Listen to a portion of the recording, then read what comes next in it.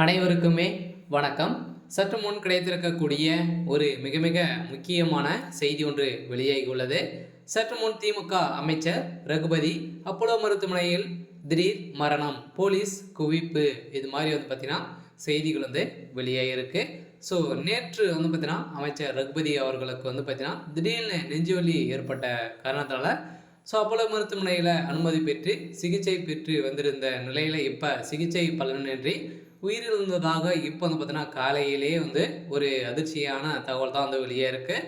So இதை தொடர்ந்து தான் சென்னையில் ஒரு மிகப்பெரிய கலவரங்கள் ஏற்பட்டு இருக்கக்கூடிய நிலையில் பார்த்தீங்கன்னா காவேரி மருத்துவமனையில் பார்த்தீங்கன்னா இப்போ சிகிச்சை பெற்று இருந்த அமைச்சர் ரகுபதி அவர்களுக்கு இப்போ அதிகமான ஐசியூவில் இருந்து வருகின்ற நிலையில் தான் இப்போ திடீர்னு மரணம் அடைந்ததாக ஒரு பரவலாக பேசப்பட்ட ஒரு நிலையில் தான் பார்த்தீங்கன்னா இப்போ அதிரடியாக சென்னையில் ஒரு மிகப்பெரிய கலவரங்கள் நடந்திருக்கு.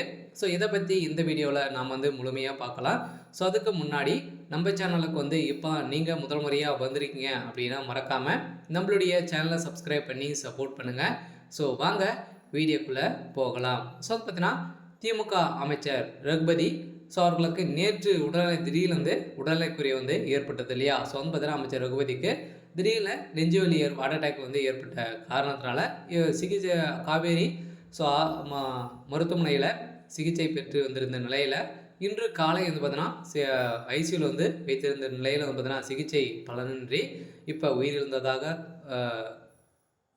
செய்தி வெளியே இருக்குது. ஸோ அதனால் திமுகவிடையே பெரும் அதிர்ச்சியை ஏற்படுத்தியிருந்தாலும் இப்போ இந்த பாலியல் விவகாரத்தில் சிக்கிய அமைச்சர் ரகுபதி அவர்கள் பார்த்தீங்கன்னா இப்போ திடீர்னு உடல்நிலைக்குறை ஏற்பட்ட காரணத்தினால சிகிச்சை பலனின்றி உயிரிழந்ததாக செய்தி வெளியே இருக்குது. ஸோ அதனால் பார்த்தீங்கன்னா சென்னையில் ஒரு மிகப்பெரிய சம்பவங்களாக தான் நடந்துகிட்டு இருக்குது. ஸோ இருந்தாலும் தமிழ்நாடு சட்டமன்ற அமைச்சராக பதவி வகித்து வரும் ரகுபதி இவர் சென்னை செல்வதற்காக புதுக்கோட்டையிலிருந்து திருச்சி விமான நிலையத்தில் வந்திருந்தார். விமானத்தில் நின்று சென்னையில் இறங்கிய நிலையில் திடீர்னு மயங்கிழுந்த சம்பவம் திடீர்னு நெஞ்சுவலி ஏற்பட்ட காரணத்தினால சிறிது நேரத்திலேயே அவருக்கு நெஞ்சுவலி ஏற்பட்டது கூறப்படுகிறது.